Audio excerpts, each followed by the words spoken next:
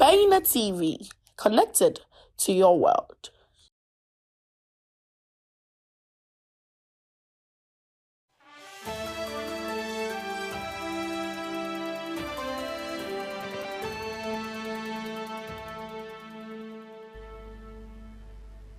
Hello, good evening and welcome to Weekend News Update on Baina TV. My name is Sherifatu Ayuba. We bring you top stories of the week that are making headlines. Now here are some top stories of the week. Ghana Health Service outlined safety guidelines to cope with the harsh weather conditions. National Communications Authority shuts down 4 radio stations in Boko. Government to introduce fintech innovation funds, says Baumia, and will export nurses to reduce unemployment, says Mahama. Details of the story comes up shortly.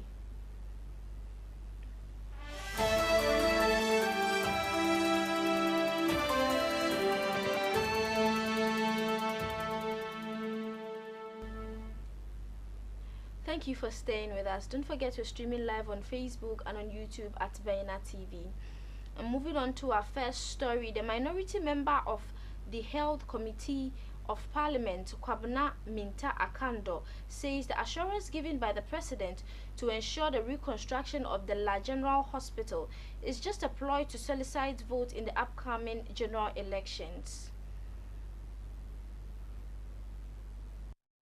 State of the Nation on Tuesday, President Akufo-Addo assured that the La General Hospital will be completed within 28 months after the government secure alternative funding for the project, which has stalled for over 3 years. The President said the hospital project, which has been the subject of eager anticipation and widespread public interest, will undergo a remarkable transformation. He said the development underlines the government's unwavering commitment to improving healthcare infrastructure and services across the nation. But the ranking member on the Health Committee, Kwabena Minta Akando, says the government is not committed to the completion of the health facility. He said they are going into an election and so they have mobilized contractors there, not with the intention of completing the project, but to keep the contractors there in the name of getting votes. It has been more than 4 years since the facility was demolished, but because it is an election year, they are saying that there is a contractor on the project, but that is a deception.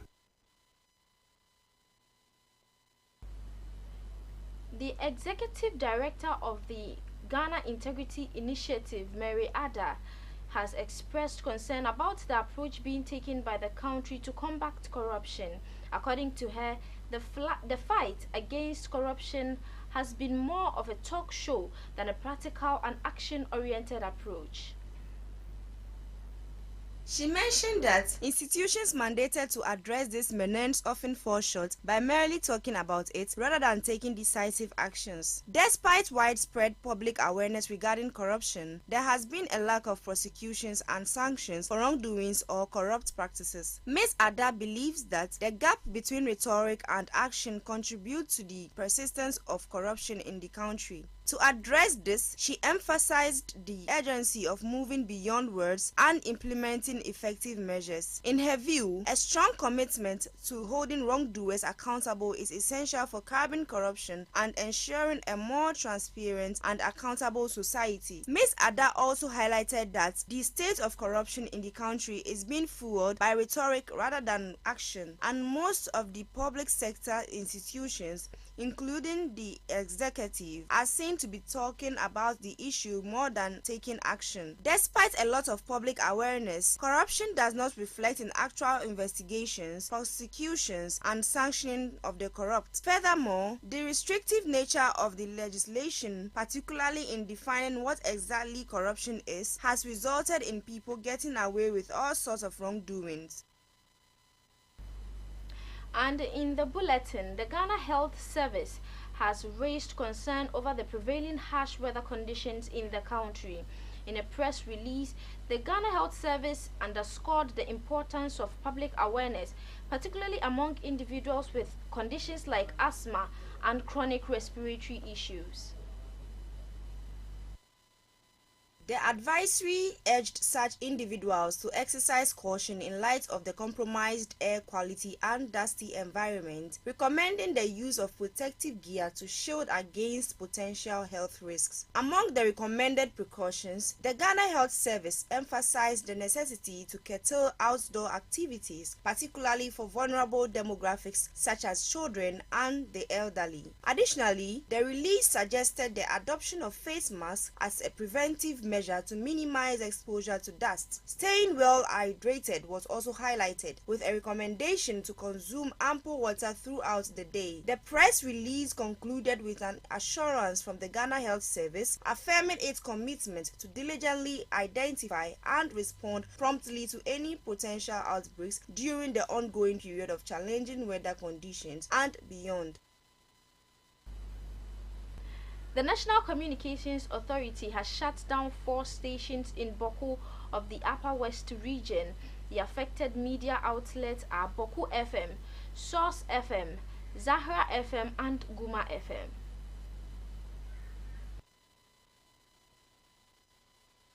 Explaining their action in a statement issued on Saturday, February 24th, the authorities said that the move was necessitated upon the recommendation and advice of the Upper East Regional Secretary Council and the National Secretary Ministry. The statement added that the operations of the said FM stations and the incendiary utterances of their panelists, presenters have contributed to the escalation of the Boko conflict, leading to the loss of lives and property in Boko and its environs. The NCA promised to liaise with all relevant stakeholders to execute its mandate as set out by law, adding that stakeholders adhere to the tenets and regulations governing the communications industry.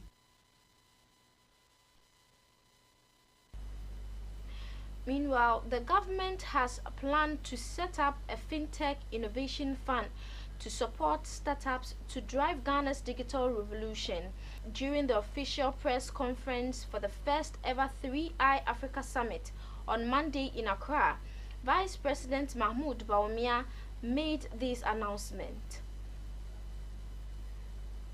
The Development Bank Ghana and the Bank of Ghana are organizing the event in collaboration with Elivandi, a division of the Monetary Authority of Singapore. Governments, corporations, policymakers, academics, investors, and thought leaders are expected to attend. It is anticipated that participants will converse and work together to fully realize Africa's potential in fintech and the digital economy, particularly in terms of innovation. Vice President Bawumia, who has supported the government's national digitalization agenda for the past 7 years, stated that fintech is the route that will lead to Ghana's digital revolution and that financial support is therefore necessary for them to succeed. Very, very excited about the fintech, the payment of attention to fintech that we are doing, because it is the key to the leapfrogging and to the digital revolution in Africa. Because whatever we do,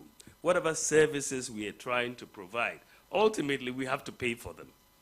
Ultimately, whether it's in the hospital, whether it's in the passport office, whether it's at the port, you have to end up paying, right? So the payments ecosystem must support the digital revolution. Without it, the digital revolution will be stuck. And this is why this 3i Summit, Africa Summit, is so important, that we bring all the stakeholders and all the players together so that we can brainstorm and think through how we leapfrog and we transition Africa into the digital revolution. Therefore, in order to strengthen the payment ecosystem and put Ghana on the path of sustained financial inclusion, he urged all parties involved in the fintech and digital industries to work together to improve the legislative and regulatory environment. A member of the Finance Committee in Parliament, Isaac Adongo, says the appointment of the former Finance Minister Ken Ofori-Atta as Senior Presidential Advisor and Special Envoy for International Finance and Private Sector Investment will make it difficult for the new Finance Minister to implement initiatives. According to him, After Mohammed Amin Adam gets parliamentary approval in certain policies, he would have to go to the executive for final approval, and the president will subsequently run the policies through Mr. Ofori-Atta. Speaking to the media on February 26, Isaac Adongo says the Ofori-Atta's new role in the Akufo-Addo government may render the office of the finance minister useless with no influence on the country's economy or expenditure. He alleged that the appointment of Ken Ofori-Atta is akin to having a senior finance minister supervising the finance minister. According to Isaac Adongo, Ken Ofori-Atta, in his new role as senior presidential advisor, will be consulted by the president on major economic policies before their implementation. This, he believes, puts the finance minister in a difficult situation when it comes to the implementation of new policies. Mr. Adongo stressed that the finance minister's position might only be ceremonial, and he would have to always follow the choices of Mr. Ofori-Atta, a situation which puts the Ghanaian economy at the risk of not improving. The flag bearer of the National Democratic Congress, John Dramani Mahama, has proposed addressing unemployment among the health workers, particularly nurses, by exporting some to other countries. Mahama suggests that deploying such nurses abroad would be a more beneficial option than leaving them unemployed in Ghana.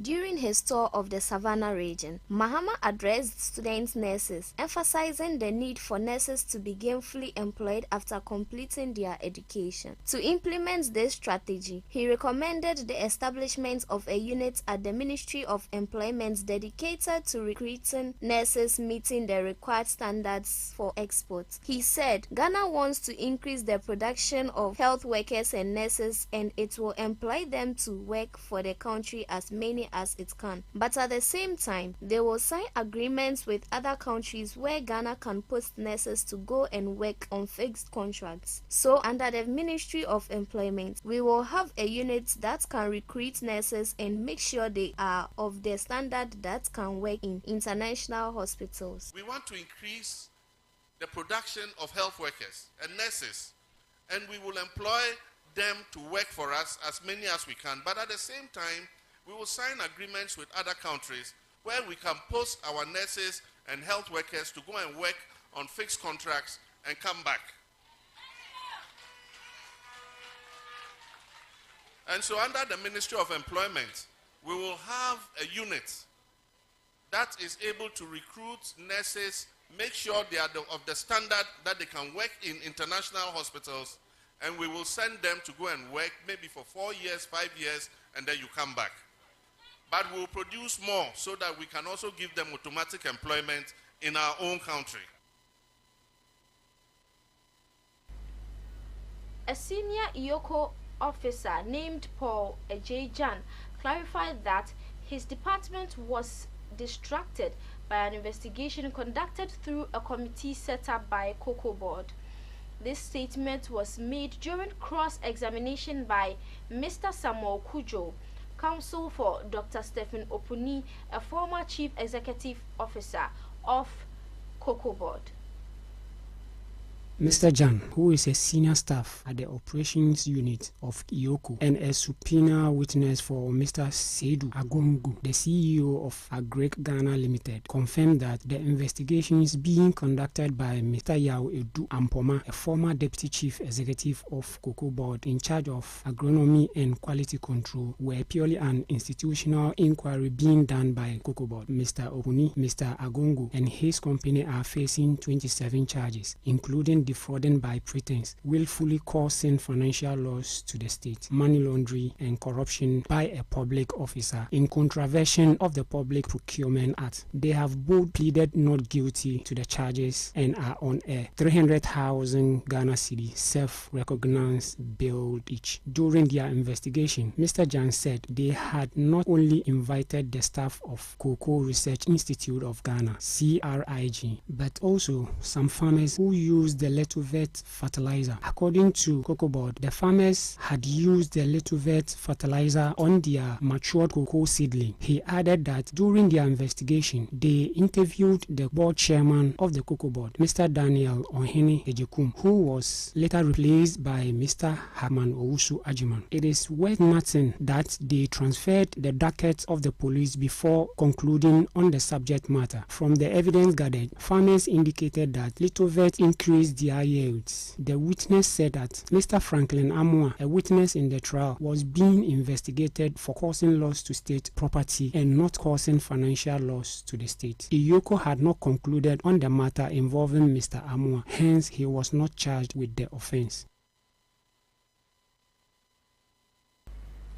And finally, the Ghana Catholic Bishops' Conference has urged the President to consider necessary amendments to the Proper Human Sexual Rights and Family Value Bill, commonly referred to as Anti-LGBTQ Bill, before giving it his final approval.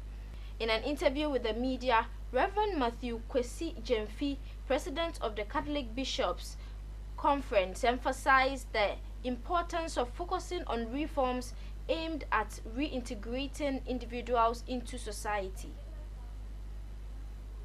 On Wednesday, February 28, Parliament passed the Anti-LGBTQ bill, stipulating a jail term of 6 months to 3 years for individuals engaged in such acts, with promoters and sponsors facing a 3 to 5 year imprisonment. According to the President of Catholic Bishops' Conference, imprisoning gays won't eradicate homosexual activities. The President of the Ghana Catholic Bishops' Conference also emphasized that incarcerating individuals based on their sexual orientation will not eradicate homosexuality. Instead, he expressed concern that such measures should potentially exacerbate such activities. He emphasized the need for more reformative and corrective sanctions. He said they think that in the case of this particular law and the way it is being implemented, being placed in prison as the punishment that they have chosen, it is not going to solve the problem. He added that rounding up same-sex people in prisons will not prevent them from going through these activities in the prison, and therefore the need to reform is important since they won't be in prison forever. And that is how we wrap up. You've been watching Weekend News Update on Bena TV. Log on to our website www.benamultimedia.com for more news. My name is Sherifat Ayuba. Have a lovely evening.